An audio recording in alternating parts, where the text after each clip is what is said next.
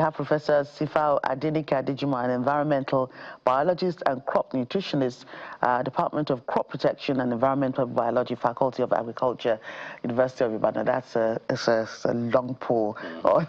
Well, she joins us online. A pleasure having you on the program. And we also have Sunday Ohiene, Agri Value Chain. Good morning. Consultant. A pleasure having you too. Good morning. Thank you for joining us. Morning. Right. So, how are you? Fine, thank you. So, Professor Adejimo, let me start with you.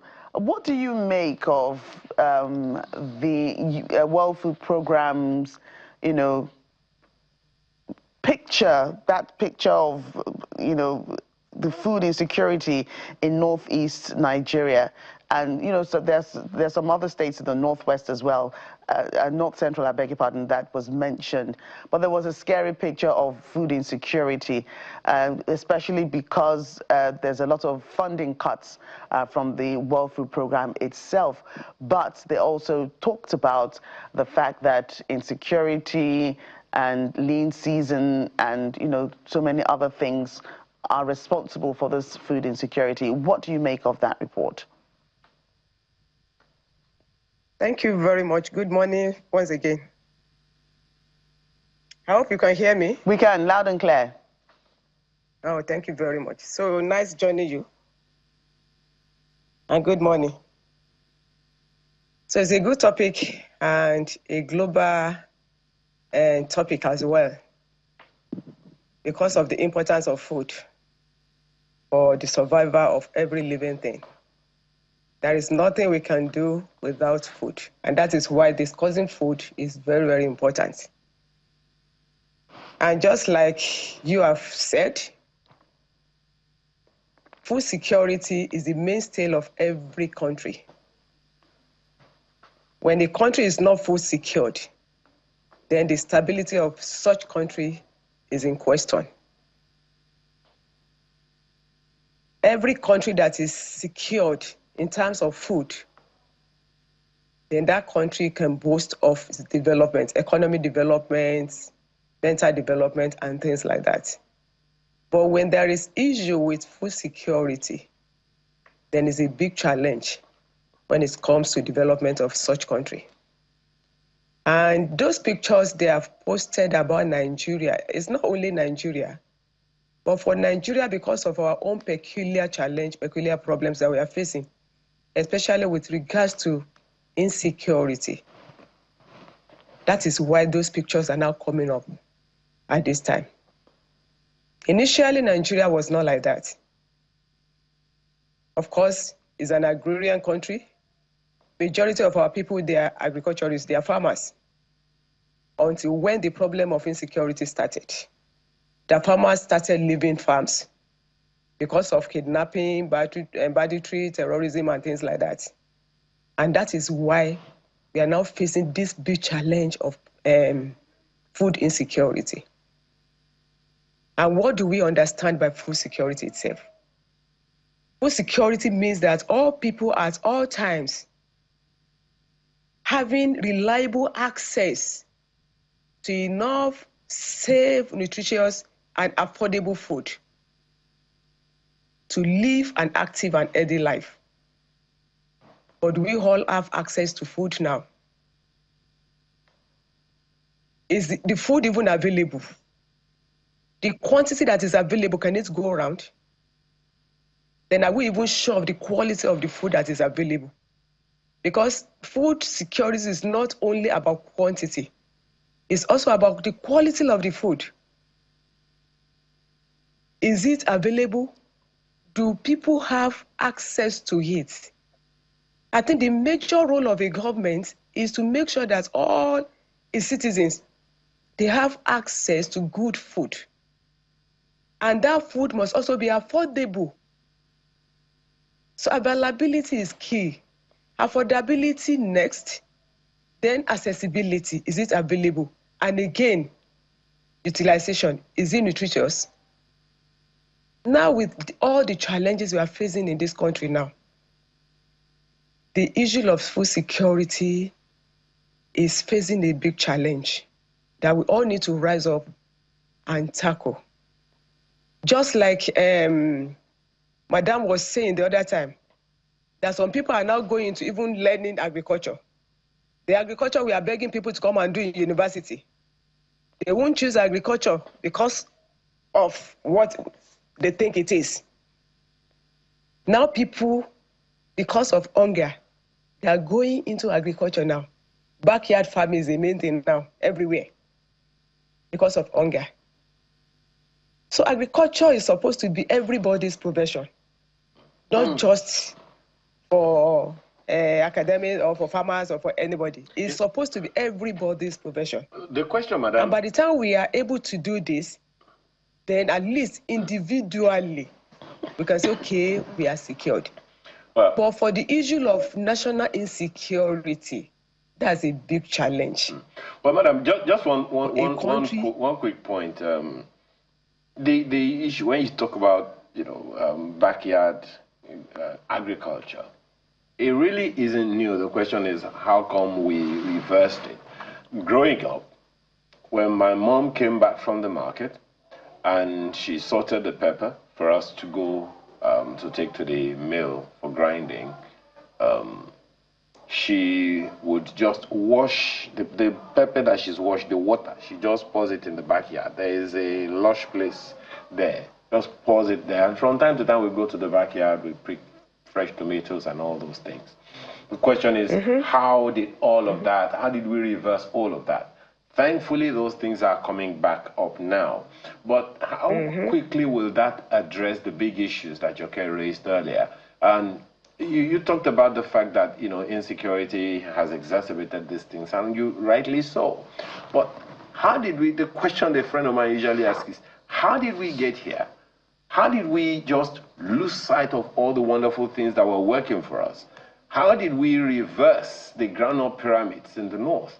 How did we get to the point where the yams that used to come from what we call the food basket of the nation is no longer coming the way it used to?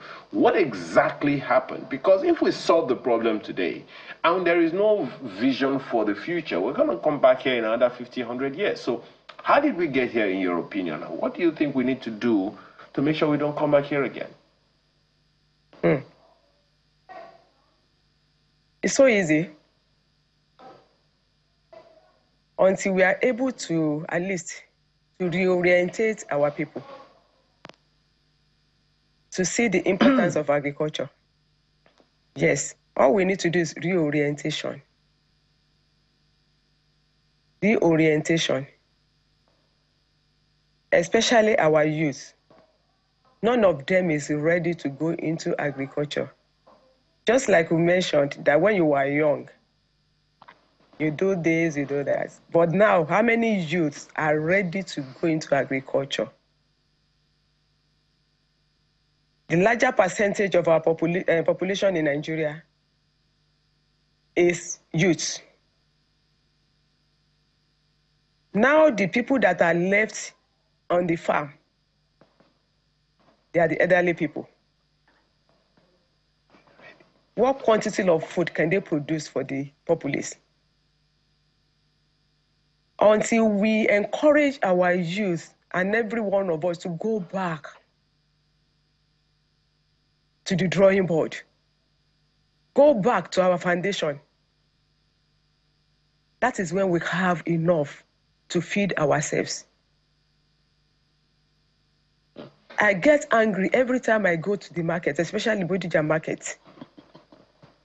We see those women bringing vegetables from farms. Then the people selling vegetables now at Bodija market, they are young men, able-bodied men. So they are there to receive vegetables from them and sell at higher price. But rather than for them to go to the farm, they prefer staying in the market, collecting the vegetables from those women, and now be selling it at higher price. So the people on the farm are reducing every day the number of people we have on the farm. I think this leads this, madam, to the question of the the agricultural value chain. A good chunk of the public is not just talking about agriculture anymore. They're talking about agribusiness. Yes. Expanding the thing. So let's talk to Mr. Ohiene. Well, Mr. Ohiene, you've heard the prof, and you can hear. I mean, I think I remember we spoke with the prof some time back, and her displeasure was that young people weren't coming into the classrooms to learn agriculture. But now, thankfully, her prayer is answered, if we can put it that way. So, Mr. Ohiene, talk to us about this agri-value chain. How well do we have it established? The reason for this question is to begin to address the UN concerns from its roots. Back then, we had what they call extension officers or extension service providers. I don't know how well they're doing today. The governments of the First and Second Republics were very, very strong at championing agriculture. Now, I'm not very so sure. So let's talk to us about the value chain, the logistics, the crops, and so many other things. What are the things we need to know? Do we have the systems to sustain agri-security or food security in our country and eliminate this hunger debacle? Okay. Okay, if you can hear me, then I can go on. Yes, you can. We can hear you. Please go ahead. Okay. My name is... I started my career after my degrees in University of Ibadan as an agricultural extension agent in the enclave projects of the World Bank at the time. Through the system and ended up in the Federal Ministry of Agriculture, Department of Planning, who enacted and reactivated the process for achieving food security and food sovereignty for Nigeria. The fact is that Nigeria lost track after independence. Agriculture was the mainstay of Nigeria's economy when the British were here. Until now, we can still replicate that situation. But we lost track when we discovered oil, and there was no investment. There was practically no investment in agriculture when there was a lot of money. When Obasanjo, hello?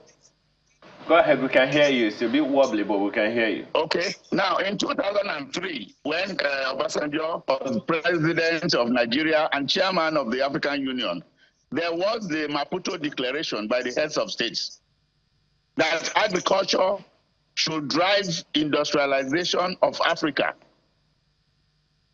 And they established a framework strategy, which they called Comprehensive Africa Agriculture Development Program.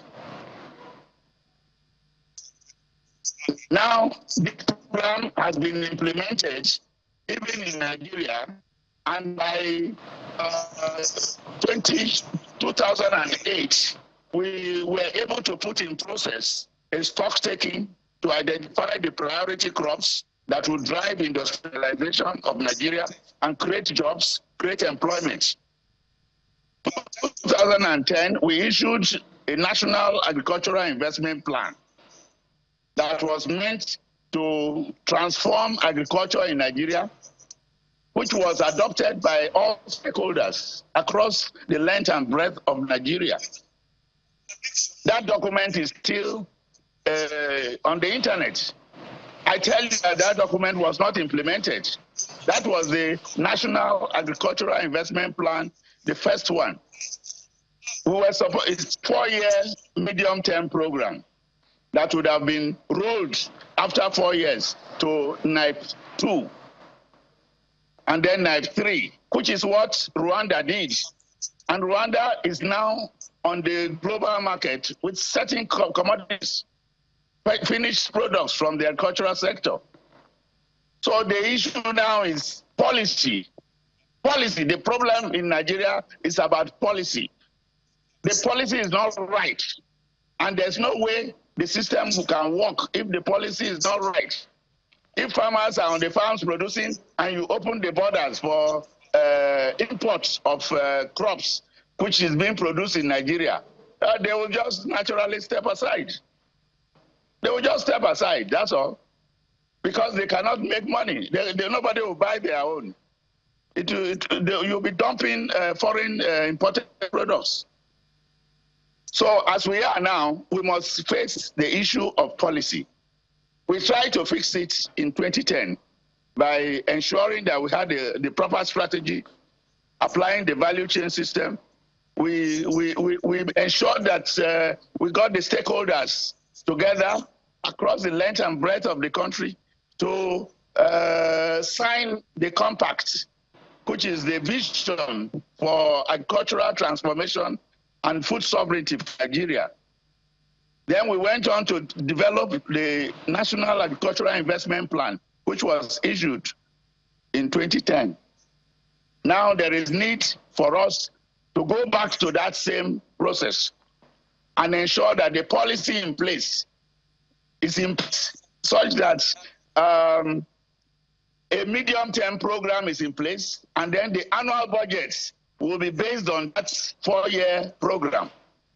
Not that you wake up every year and be just forming budgets that has no basis. So I think I will stop here for now, but we must go back to policy, and that is where we are. Right, there are those who believe, Mr. Hiene, that it's the problem with us as a nation is not a lack of policy, but a lack of will. I'm looking at that document that you talked about now. It's a National Agricultural Investment Plan of 2010 to 2013. It was actually produced August 2010. So there are those who believe that the challenge is not that of policies or plans or all of that. I have seen national rolling plans since the 60s of this country, and I'm still asking the question whether those plans rolled anywhere at all. But here is where we are. We know that the federal government has also, I think, late last year, September last year, thereabout, they're targeting something in the region of $3.14 billion in investment in agriculture to boost food production and all of that. One wonders how far would that go? You may be aware of that as well. But the question that I asked earlier is about the value chain, the infrastructure that will even sustain the policy that you're talking about. Do we have the system in place? Do we have the land? Do we have the seedlings? Do we have the logistics? Do we have the market? What exactly do we need if any sensible policy is going to be implemented the way it ought to help us solve some of these problems sustainably?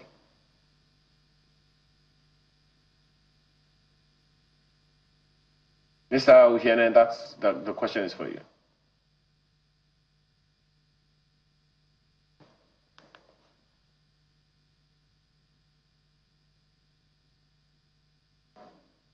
Mr. Sunday, can you hear me?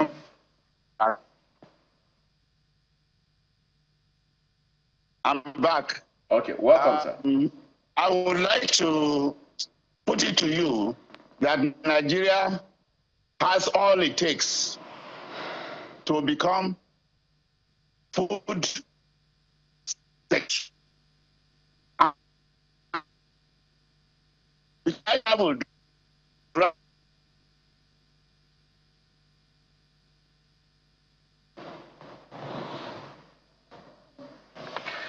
All right, well, we'll come back to you, Mr. Hiene. The network is a bit glitchy. Well, Prof,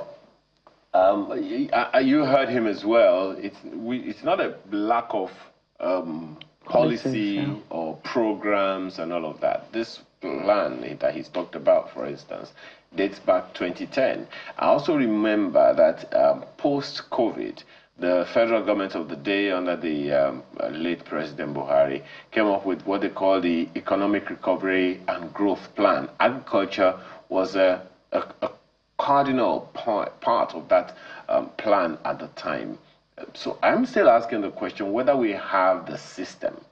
If people get into farming today and they are able to produce food, do we have a system that can sustain it? As a nation, I know that individuals are putting in their own, but as a nation, do you think we have the infrastructure, the systems, soft or hard infrastructure that can sustain it for a long time? Prof.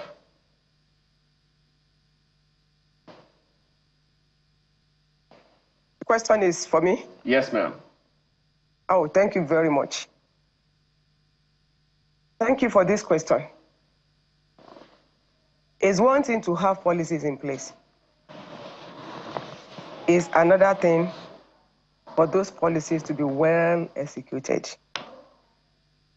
And for the execution of different policies, just like you have noticed, there are many, many policies in the area of agriculture that have been enacted or suggested by different bodies just to boost agricultural production. But how many of these policies have we been able to actualize or execute? And there are many reasons for this. Many, many reasons. We are even the major problem of our country. Most times we put the blame on the government. Yes, government will do its own, but is it government that will go to different places to execute those policies? So there are things that need to be done until we get ourselves right. At least we must also be ready to change and make sure that things work. So no matter the number of policies put in place by government, if we are not ready as citizens to ensure that things work, they will still remain on the same spot. Where things are working for them outside, it's not the government as an individual that is doing it. It's not somebody like Tinubu that will say, okay, it has to be. It's people. So until we are ready to make things work, that is when we'll be able to see the changes we are desiring. How about the enabling environment, Prof? Now, I'm coming to that. Okay. I'm coming to that. For policies to work also, the environment must be conducive. For things to work, the environment must be conducive. And there are many things that needs to be done in the area of agriculture. And for agriculture, at least to see the light of the day. For us to go back to those good old days. You mentioned something like infrastructure. If I decide to say, okay, I'm going into farming, I want to do farming by myself, I have money. Are those infrastructures that I need to go into that farming, are they in place? And the major one that I've been mentioning, the insecurity. I wanted to go to my village to go and start farming, but the fear of kidnapping is a major issue. Because some people started the same thing, some were kidnapped, some were killed along the line. The enabling environment is very, very important.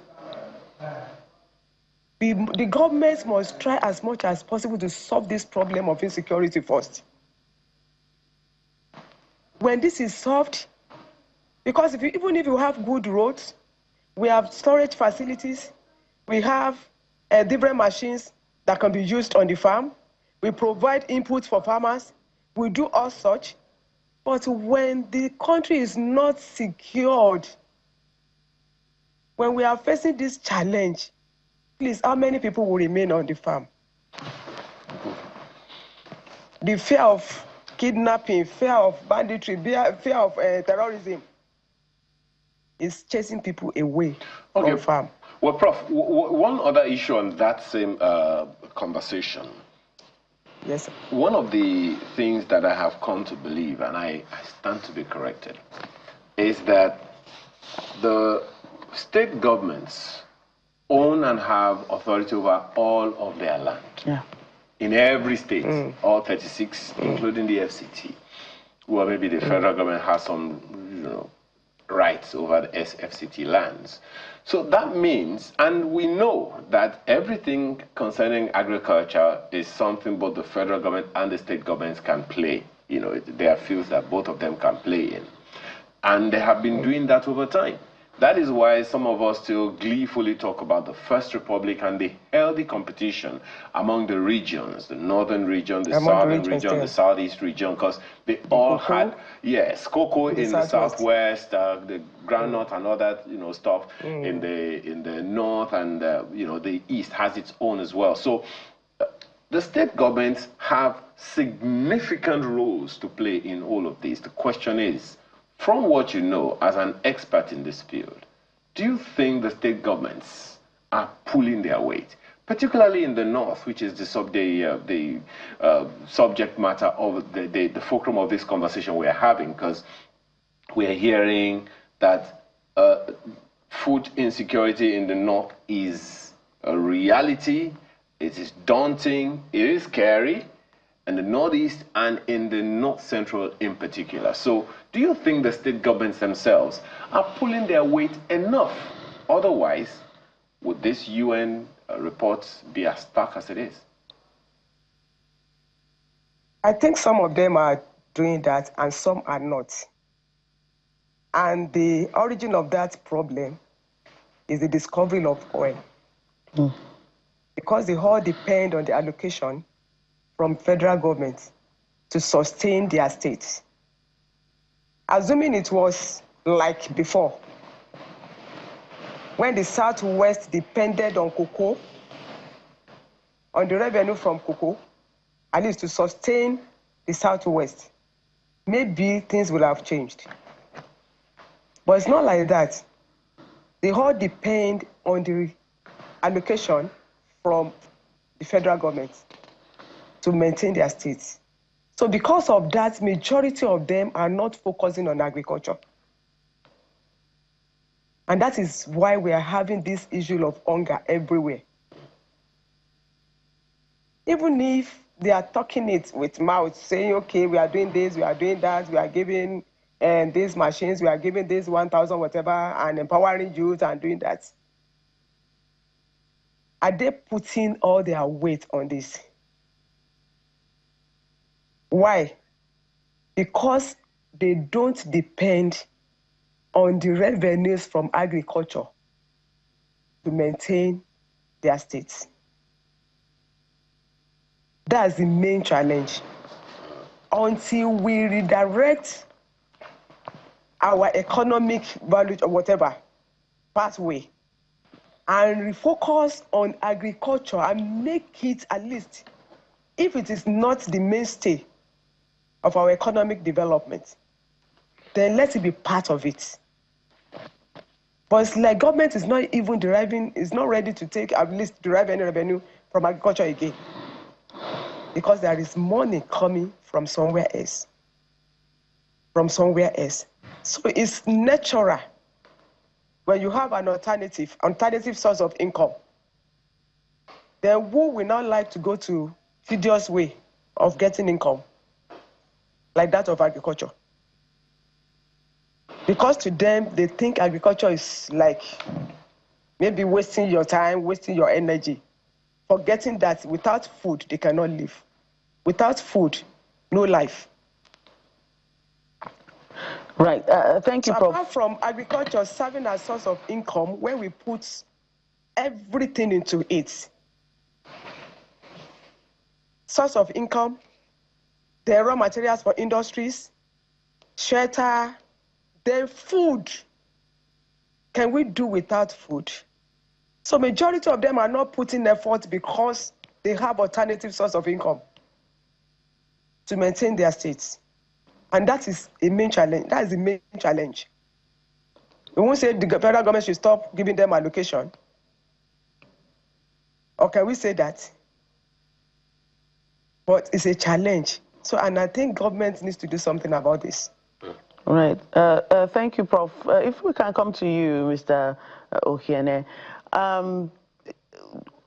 what kind of, strategies do you think we can adopt going forward to deal with this situation? You spoke before about many government programs of previous administrations that have come into a place that were abandoned along the line, decades ago. And, so what kind of strategies do you think we can adopt now in today's Nigeria to ensure that farming works for us once more?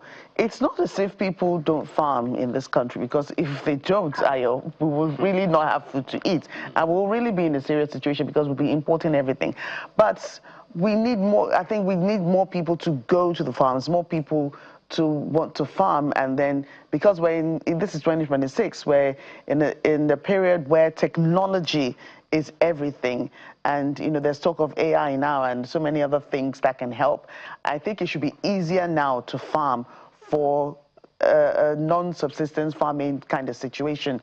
So what are the things you think that government and even private individuals can put in place to make farming more attractive once again?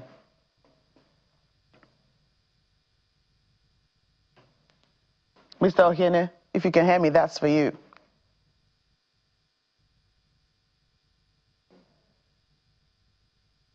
Hello?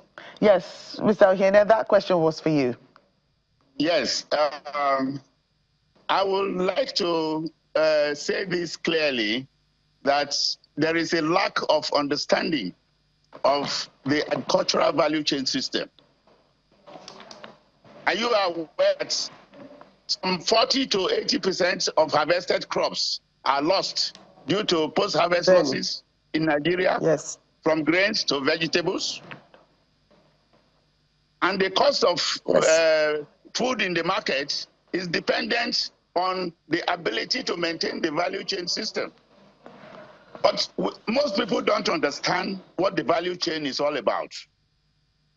The value chain experts understand what it means to have the right inputs, the right production systems, mechanization, storage, the processing, the packaging, the assurance of quality along the chain, so that the consumer can have the best of the final products. The government of Nigeria is lacking in the understanding of the value chain system, and so they do not know what to do. Just pumping money into the system will not stop the tomato from melting between Kano and Lagos.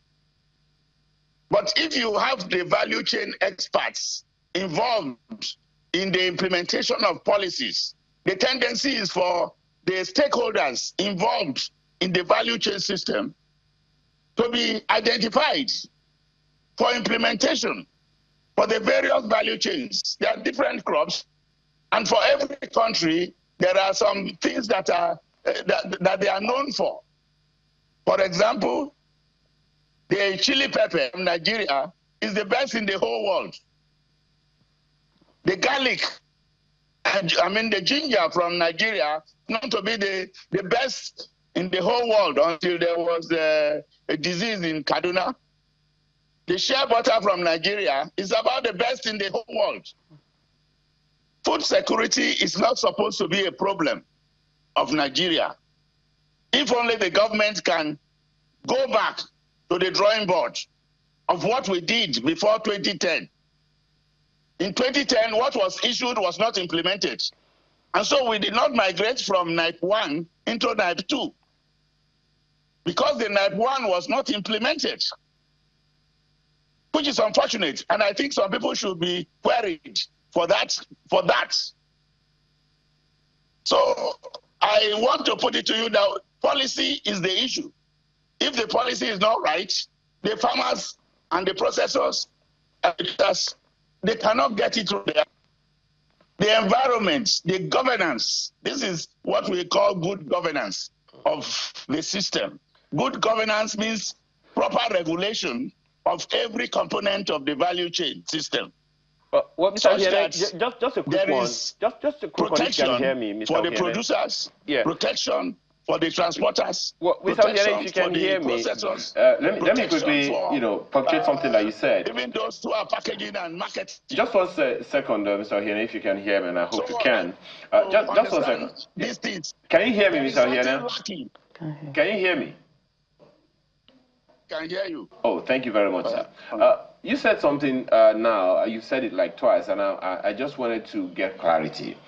You said that the NIPE 1 was not executed the way it ought to have been executed. Consequently, NIPE 2 couldn't take off. And you're saying that we need policy, that if the policy is not right. I believe from the way you are speaking, because as I said, I checked out the document. Since you said it was online, I checked it and I found it. It is there.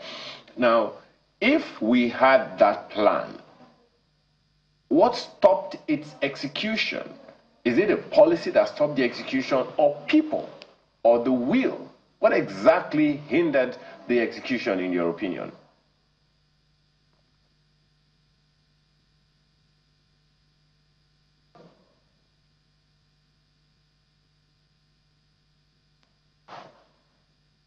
Mr. Hiene, can you hear me?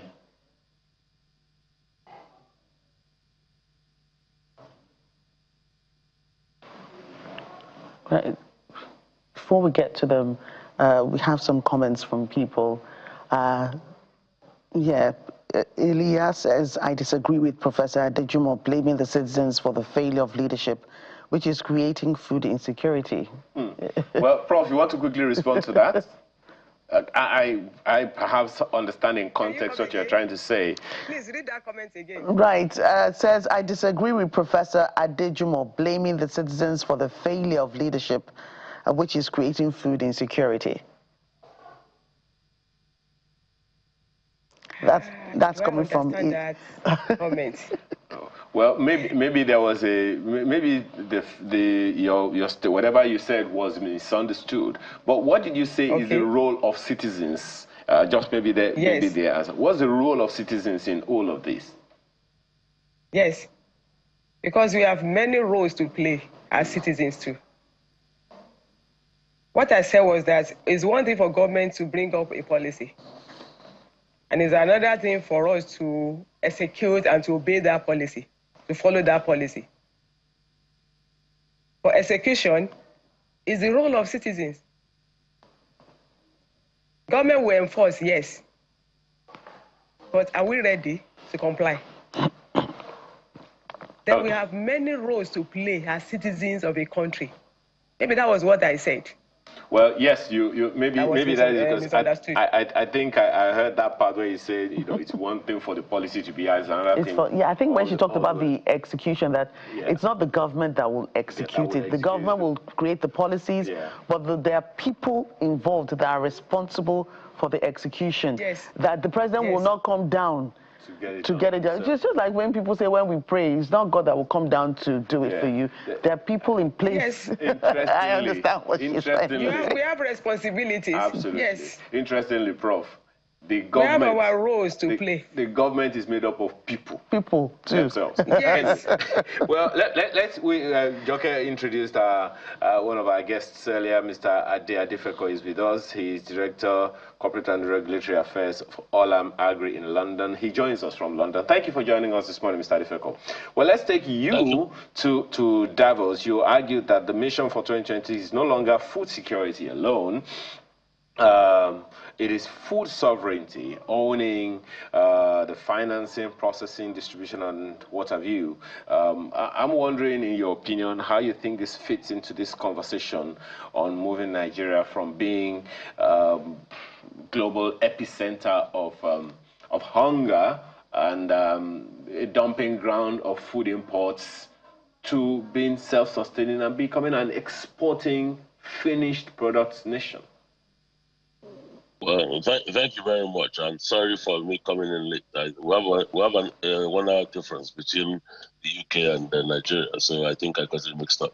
So we're 1 hour behind you, rather you're 1 hour ahead of us. So that's where I think I got it mixed up. Anyway, viewers, thank you very much for having me. Channels, thank you very much for having me as well.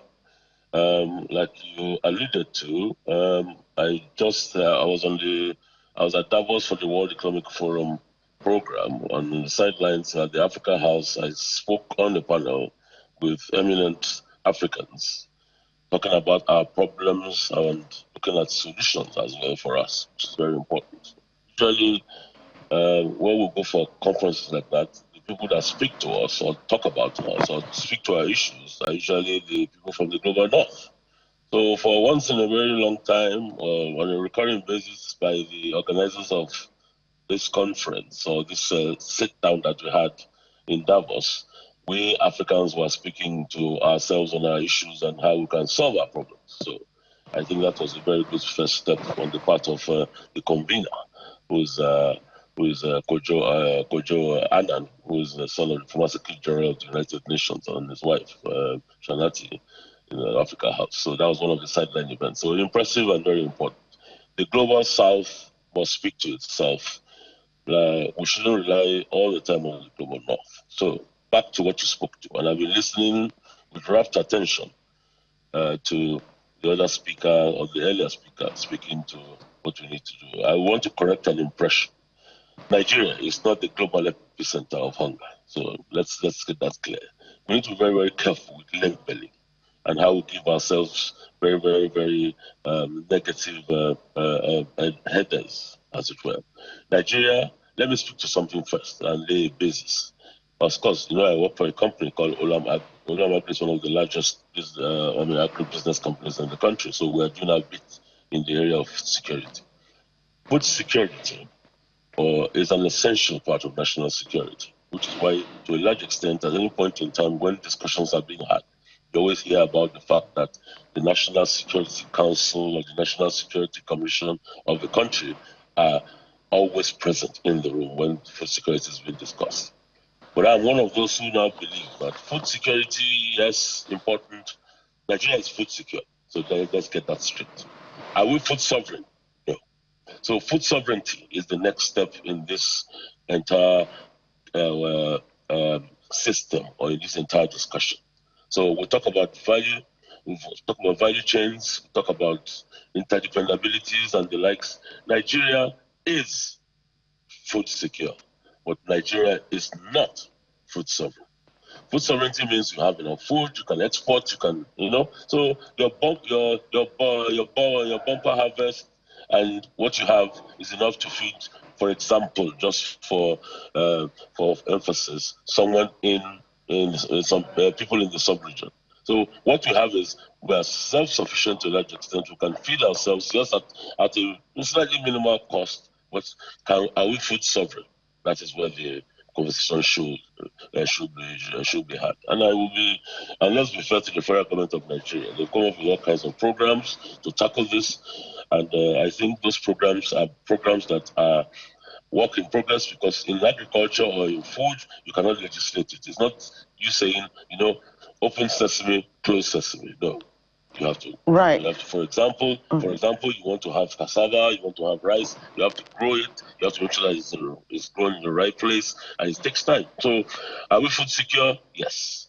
Are we food sovereign? No. Is it? When we will get there, we'll get there. Will take time. So it's not by legislation. So we're growing right now in what we call arithmetic progression, but what we need and seek is to grow in geometric progression.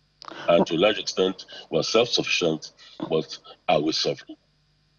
Right. I'm happy that you say that we're food secure, and it's the sovereignty part that's we're yet to see. But I'd like you to, in your experience, what have you seen in your experience for you to be so convinced that we're food secure? I know in Davos too, one of the issues that the Vice President dealt with was announcing the Back to Farm initiative as part of a broader effort to address persistent food insecurity. That's, what the Vice President did in Davos. So when you say we're food secure, how are you convinced? You can talk about the different regions of the country, and you tell us. Yeah. Well, talking about food security, like I always tell people who care to listen, I'm not a politician, so I'm not going to go with sound bites of what politicians say. Vice President Shettima is a politician, is the vice president of Nigeria. There are things he knows that he's speaking to. There are things I know that I speak to. I'm a practitioner. Like I said earlier, and I introduced earlier, I'm one of the largest food producers in the country. So if there's somebody who should know, I know. And I know because of the experience of 12 to 14 years of food agribusiness. So for us, for example, we produce flour, we produce rice, So these things are things that we produce every day. The Nigerian problem, and it's not a Nigerian problem only, it's an African problem, is that a lot of the produce we have, we do not have storage facilities for them. That's where the problem is. So you cannot be food sovereign when half of your produce is wasted. So imagine if that was not wasted, if you had what you call strategic grain reserves that will last 18, 24, 36 months. So those are the systems that we need to help to try and build. So those are things that I'm not going to sit here and speak for the vice president. He's delivered a speech, very stellar. I spoke on the sidelines myself on financing and how Africa must take care of its own finance through what you call blended financing and all that. So we must not go there with like mendicants. We must go there like people who want to be part of the solution. So Nigeria is the largest producer of cassava in the world. Yes, some people will say we're the largest producer of cassava yet to import starch. But you know what? We're still the largest producer of cassava. The man or the woman in the village wants to eat cassava. Does she get cassava? Of course she does. We're the largest producer of cocoyam in the world. We're the largest producer of yam in the world. So those are staples that we're the largest producers of. There's a Yoruba saying, and permit my French. So go and ask the woman in the village. She will tell you that, listen, I don't have a problem with food. The food is there. And what I'm saying is that let's be fair to the government, the current government. Insecurity was something that they met on ground, but farmers are gradually and to a large extent going back to the farm. I don't want us to come with this whole thing of trying to create a narrative of the fact that, you know what, everybody has left the farm, the farms are not secure. So you cannot, as the Chimamanda will always say, it's the danger of a single narrative. Let's not get into the mix of a danger of a single narrative. Right. Apologies. Is where somebody says, you know what, this is what it is, and everybody just goes to the apologies, Mr. Adefeko. If you can hear me. Speak to the practitioners, listen to what the practitioners have to say, and leave speculative talk out of it. Are we food secure? I've answered you, and I've authoritatively told you we are food secure. Are we food sovereign? I've told you we're not food sovereign. Because a lot of what we produce is there to secure us. But you know what happens? That food that we produce, if we don't store it, if we don't process it, if we don't preserve it, the preservation of that food is where the problem is. Yeah. So as much as there's insecurity in the north, largest onions from Nigeria come from where? From Zamfara State.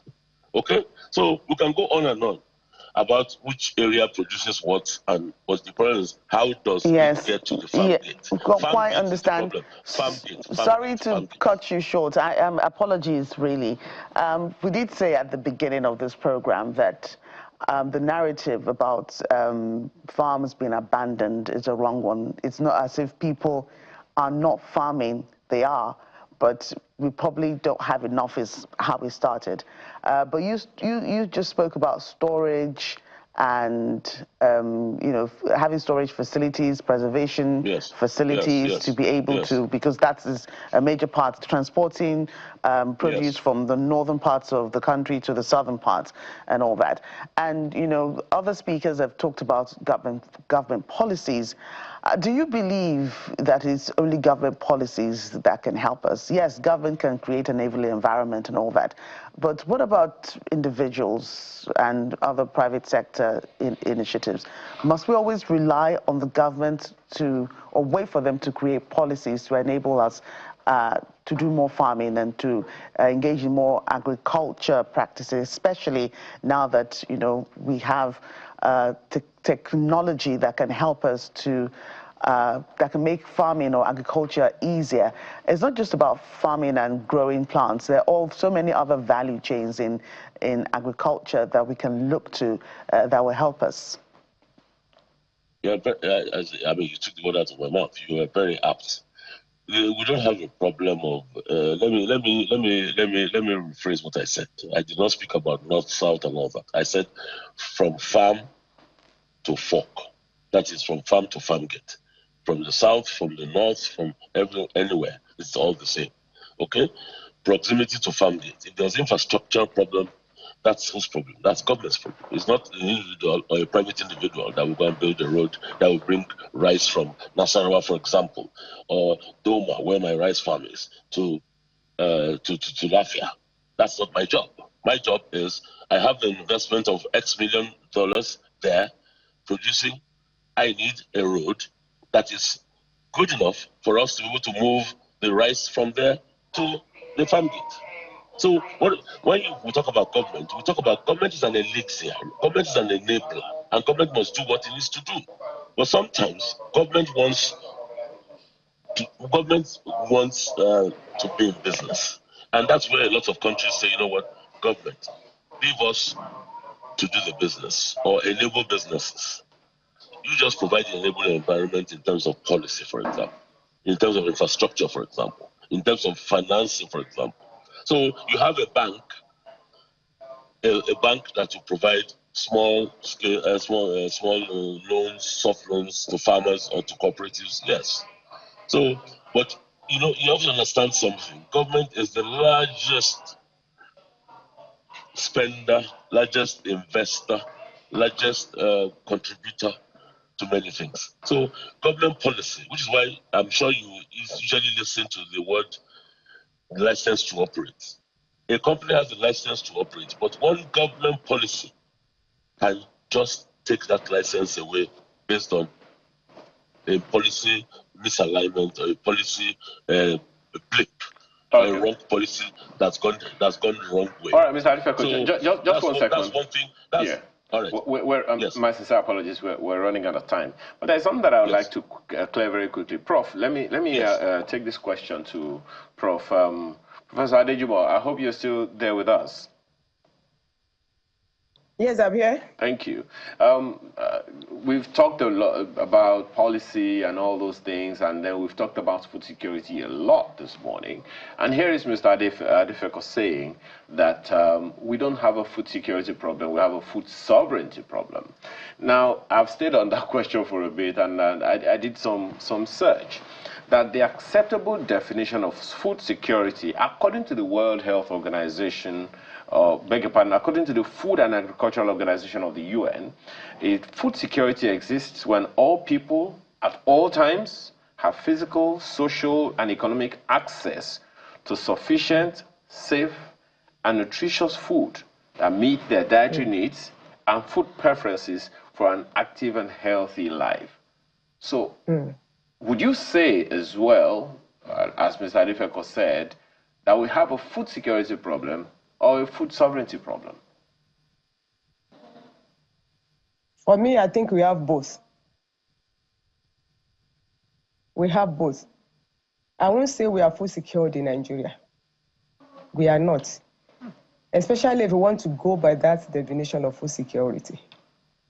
For the fact that people are growing crops and they are eating, that does not mean that they are food secured. Going by that definition, food security is more than that. It's not just about availability. Then again, how many people have access to it? When they were selling rice was available when they were selling rice for 150,000, 160,000, 140,000. How many people could afford rice? So for the fact that food is available does not mean that people can afford it or people have access to it. And that is even one thing. There is another thing that is even hidden from every one of us that is making not only Nigeria, that is making some countries also not to be food secured. The last part of food security, which is talking about utilization, healthy food. The food we are producing, is it healthy? Can it supply everything we need into our system? Who is looking into that? There is something we call eating hunger. That people are, of course, they are eating, but they are not eating well. So it's one thing for food to be there, to be available. The food that is available, is it healthy? So the definition of food security is more complex than just saying, yes, we are producing food, people are still there. And again, I still want to disagree with the third speaker. That people are growing food everywhere. The number of people on the farm 2-3 years ago is still the same thing this year. Please, the number is reducing, sir. I'm not condemning my country, but at the same time, I must say the truth. The number is reducing. Like I said, there are many factors to that. There are many reasons to that. The insecurity is there. Then the, what will I say? The youths that are no longer interested in farming. Well, perhaps, madam, that's another challenge. My apologies, Prof. Just a second, Mr. Adifeko. Just a second, Mr. Adifeko. Prof, yes, I'm coming to you. I'm coming to you. Well, Prof, perhaps you're right.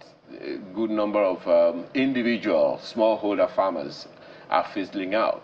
But as I said, I've been around for a bit, and I've seen that there is an increase in industrial agriculture now in quite a number of farms in a good number of some parts of the country. And with these special agro-industrial processing zones also coming up, we see that quite a number of them are actually, all taken up in the various states. So maybe industrial agriculture is already being taken up. But I see that Mr. Adifeko would like to respond to some things that you said. But Prof, just a second. Well, Mr. Adifeko, just a second. Mr. Adifeko, the question that I'd like to ask you in your response to Prof is also about food security. She has mentioned the 4 pillars of food security, talking about availability, accessibility, utilization, and stability. And according to the Food and Agricultural Organization, food security operates at household level, community level, national level, and global level.